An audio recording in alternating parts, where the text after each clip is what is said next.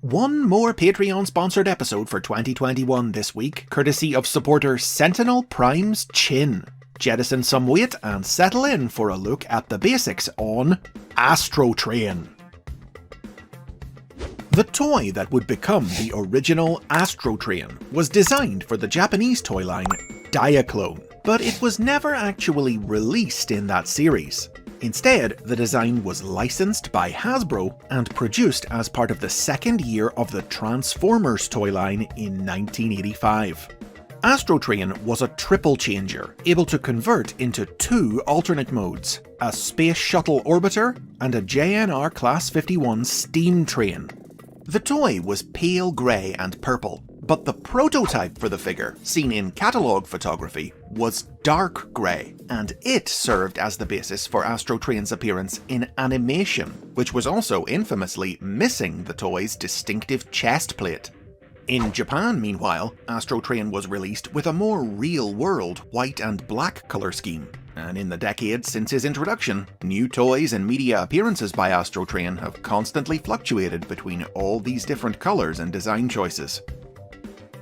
Marvel Comics writer Bob Budiansky wrote a profile for ASTROTRAIN that characterized him as the Decepticons' military transport specialist, who used his two modes both to transport cargo and to confuse and disorient his enemies by rapidly switching between forms in battle, thriving on the fear and panic this caused in his foes.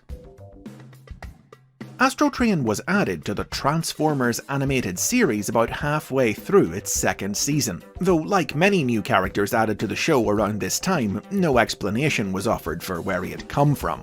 Spotlight adventures for ASTROTRAIN in the cartoon gave the character a power-hungry streak. He subjugated the alien inhabitants of Saturn's moon Titan by pretending to be their god.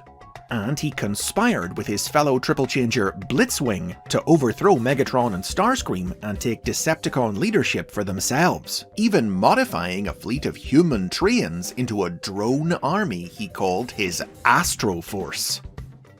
ASTROTRAIN's addition to the series expanded the scope of its stories, allowing the Decepticons to more easily travel to other planets, as ASTROTRAIN possessed the ability to grow when he transformed and carry other Decepticons inside his vehicle modes. Most famously displayed in the Transformers the Movie, when he flew his comrades back to Cybertron after their failed attack on Autobot City on Earth. The continued availability of ASTROTRAIN's toy in 1986 ensured that he remained part of the show's cast in its third season, and he also made a few brief appearances in its 1987 Japanese original sequel series, The Headmasters. ASTROTRAIN's first appearances in the Marvel comic book were in exclusive stories written for the United Kingdom's version of the title, which featured him as one of the Decepticons serving in the court of Lord Straxus on Cybertron. He didn't appear in the American comic until a year later, when he, Blitzwing and Octane were dispatched to Earth by Ratbat and found their lives threatened by an infection of metal-eating scraplets. After only a few more appearances, the discontinuation of ASTROTRAIN's toy in 1987 led to him being phased out of the comic, one of many Transformers offlined by a cosmically powered Starscream. However, in 1991, his toy was re-released in Europe and Australasia, which led to him being brought back online to star in a few new stories in the UK comic. In the 21st century, ASTROTRAIN has appeared in new Transformers media pretty regularly, mostly comic books and the occasional video game, but he's never been a very significant character. If he's not showing up simply to serve as transport for his teammates, he'll usually just be a reliable, crowd-filling member of the Decepticon army. Notably, he featured as part of Shockwave's elite triple changer forces in Dreamwave Productions comic books, and he was a mainstay of the Decepticon ranks in IDW Publishing's comics, serving under multiple different leaders on Earth, Cybertron, and beyond for a decade's worth of stories, with standout moments including the time he doubted Megatron's fitness to lead early during the campaign on Earth, and his death at the hands of RC. Instead of a regular-sized robot who grew when he transformed, some series have even depicted ASTROTRAIN as just being giant-sized in robot mode. The first new ASTROTRAIN toy was released in 2006 in the Transformers Classics line, which reimagined him for the new century with a bullet train mode to go along with his shuttle form. When it was released in Japan, the figure was recolored with a cartoon-inspired color scheme.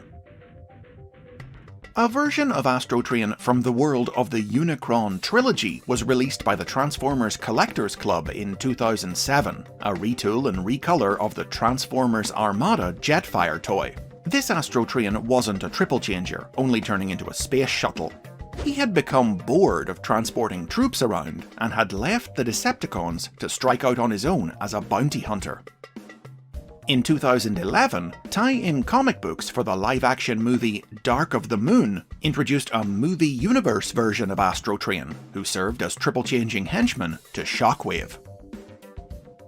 Another new ASTROTRAIN toy was released in 2016's Titan's Return line, which reinvented the character with Cybertronian train and spacecraft modes.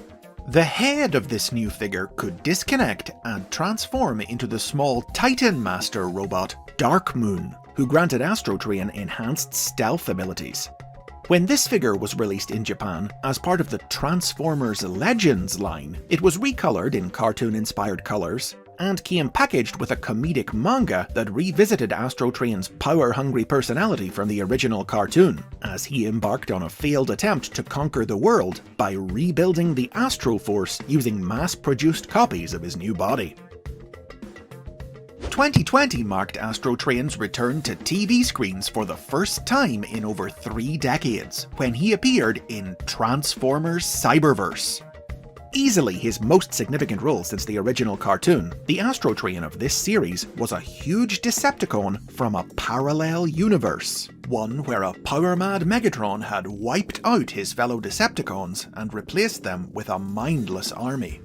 ASTROTRAIN was saved from this fate when our Megatron, in the midst of travelling the multiverse, visited ASTROTRAIN's universe and rescued him. Though ASTROTRAIN and Megatron's sullen minion Dead End took an immediate disliking to one another, constantly bickering even as ASTROTRAIN used his ability to open dimensional portals to take them back to Megatron's home universe.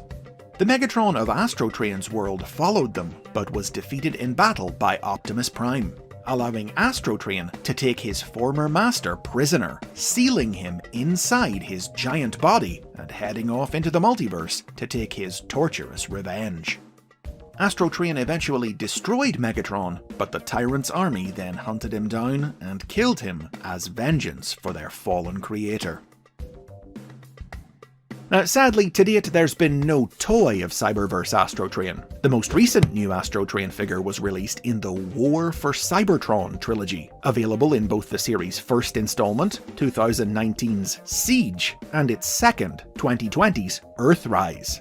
A faithful updating of his original toy, with the addition of a coal car for his train mode that turned into a launch pad for his shuttle mode. This figure earned ASTROTRAIN a few appearances in the accompanying Netflix animated series, and he's also popped up in this form in IDW's new generation of comic books, still serving his classic role of troop transport. Still steadily chugging along, ASTROTRAIN remains on track to stay a part of the world of the Transformers for a long time to come. And those are the basics on ASTROTRAIN. Thanks to Sentinel's Chin for sponsoring this episode. If you've enjoyed this look at Transformers history and lore, leave a comment below and be sure to give the like button a click and subscribe for more. And I'll see you next time for our last episode of the year.